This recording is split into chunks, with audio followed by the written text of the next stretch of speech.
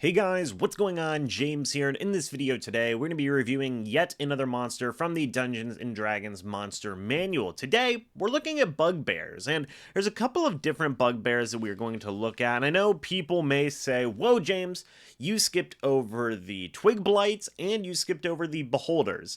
Those have a lot to them in the monster manual. I will cover those in separate videos. I know a lot of people are probably going to want to talk about beholders at some point. I want to do it justice by obviously going over each and every individual beholder, so we'll get to that a little bit later on. But bugbears, back to bugbears, something that you can play in Dungeons & Dragons as a playable race, and is actually a pretty common creature in some of the starting campaigns that you can play in the Dungeons & Dragons universe. So couple of interesting things in this note here is that firstly, bugbears are often found in the company of their cousins, hobgoblins and goblins. Bugbears usually enslave the goblins that they encounter, and they bully hobgoblins into giving them gold and food in return for serving as scouts and shock troops. So interesting thing to note there, right, is whenever you look at bugbears, bugbears seem to be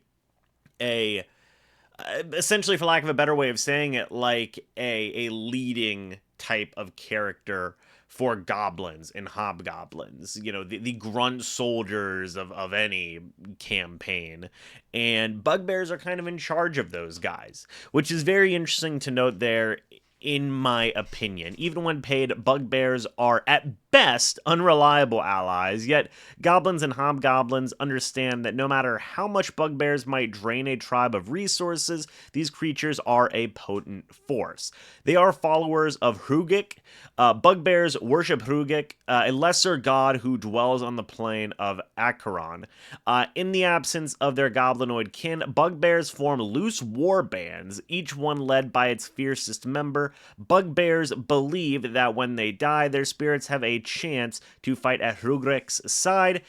They try to prove themselves worthy by defeating as many foes as possible, and then it talks into how they're stealthy, they're pretty good at ambushing, and all these different types of things. But again, I like the hierarchy here, right? The chain of command in the realm of goblinoids, right? At the very bottom, you've got goblins, just standard goblins. We'll talk about those guys in separate videos. Above that, you've got hobgoblins, a little bit stronger, a little bit tougher. Then above that, you've got bugbears, the cousins of hobgoblins and normal goblins, and really kind of the leaders of these types of groups, right? I like that. But even taking that in saying like, okay, is that all bugbears are?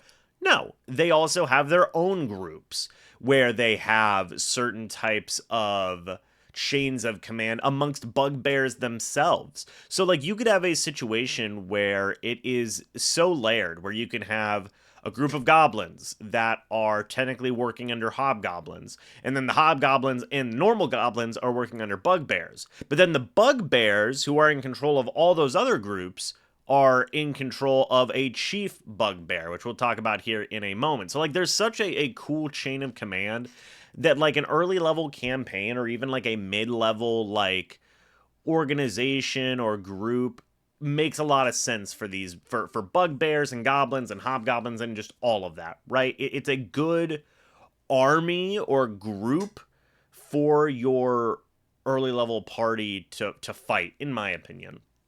Taking a look at the stats real quick, armor class of 16, height armor plus shield, 27 hit points or 5d8 plus 5, so 45 being the maximum, a speed of 30 feet, pretty standard stats overall. Not the most intelligent, not the most charismatic in the world, but not the worst also. A stealth of +6. Again, these guys are actually low-key pretty stealthy, and a survival of +2. Dark vision of 60 feet, passive perception of 10. Common and goblin are the languages that they know. Medium humanoid, goblinoid, and chaotic evil. You have a challenge rating of 1, a proficiency bonus of +2. You take a look here at its overall abilities. A melee weapon deals 1 extra die of its damage when the bugbear hits with it, included in the attack. So, you know, it deals 1 extra die of damage whenever you take a look here. Bugbears can kind of hit a little bit hard for early level, man. For a challenge rating of 1 to deal a potential max of 18 damage in one hit, pretty beefy from a Morningstar, in my opinion. +4 to hit, reach of 5. It can do, again, a max of 18 piercing damage. That's not too shabby at all. That's not too shabby at all, in my opinion. It also gets a surprise attack. If the Bugbear surprises a creature and hits it with an attack during the first round of combat, target takes an extra 7 or maximum of 12 damage from the attack. So, if a Bugbear gets a max attack, right, that's 18.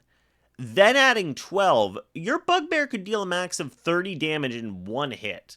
That would knock out most level 1s in one blow. Now, obviously, the odds of you hitting max damage on all of that is very slim, but that's just very interesting to me. The Javelin is another weapon that you see a lot, melee or ranged. +4 to hit, reach of 5 or 30/120, hit of 9 or a maximum of 14. You then take a look, piercing damage, or in melee, it's 5 or a max of 8 for rolling, piercing damage at range. So, it doesn't have a ton of weapons. It doesn't necessarily have a ton of abilities. This is, again, a starting level type of creature. But that Morningstar attack can be a little bit deadly if you're not careful, man. I mean, if your group's going up against a couple of Bugbears, they could have a tough time. I mean, and also, 27 health isn't too bad to start off, but if you roll health, if for the DM and you roll high, it's not bad. It's not bad. So, taking a look at the Bugbear Chief here real quick, they are just a bit stronger than their original foot counterparts. Take a look at it here. Medium humanoid, goblinoid, chaotic evil, an armor class of 17 compared to the 16 of the original Bugbear. Hit points of 65 or 10d8 plus 20. This thing could have 100 health and a speed of 30. Again, comparing it to the original Bugbear, completely outclasses it. All of its stats are pretty good. I mean, this ain't too shabby at all. A dark vision of 60 feet, intimidation +2, stealth of +6, survival +3, it knows common, it knows goblin, challenge rating of 3, so +2 or 2 more than the original Bugbear. It has the brute attack, it has the surprise attack, but it also has a new ability here, the Heart of Hrugek. The Bugbear has advantage on saving throws against being charmed, frightened, paralyzed, poisoned, stunned, or put to sleep. Multi-attack, the Bugbear makes 2 melee attacks, and could be 2 Morningstar hits, could be a Morningstar and a Javelin hit. The stats don't really change in this scenario, but if you do make 2 Morningstar attacks, you could hit on an average of 22 damage, or if you want to max it out, it's 2d8 plus 3 now, which is a smidge different than the 2d8 plus 2. Instead of maxing out on 18, it maxes out on 19. So you could do a max of 38 damage without sneak attacking, by the way, without a surprise attack. You throw in that surprise attack, that's 50 damage, sorry. Right? So that's pretty good. It's pretty good. 50 damage in one hit from a challenge rating 3. I don't know if it would knock out a level 3. Probably. Maybe. I don't know. But the chieftain is obviously pretty dang strong compared to a normal Bugbear. Makes sense. When I look at what a chief is, I think of mid-level boss. Somebody where he has a few Bugbears around him, maybe some goblins, maybe a couple of hobgoblins, right? And it's just this big old get after it middle of the campaign type of battle, right? Where your group's level 2, maybe they're level 3, and you're just clashing, right? It's going to be a long, drawn-out battle.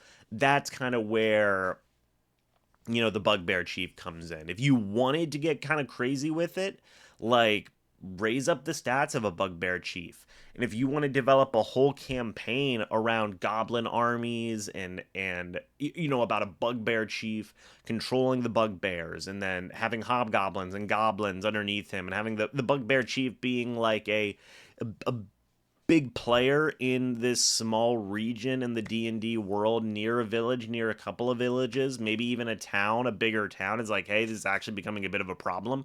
You can do that. You can develop an entire society, chain of command, villainous group, let's say, with these things. You can give a bugbear chief a name. You can give a couple of bugbears, you know, definitive names and characters and things along those lines. Like, I like this because there's a lot to do here. It gives you a specific chain of command.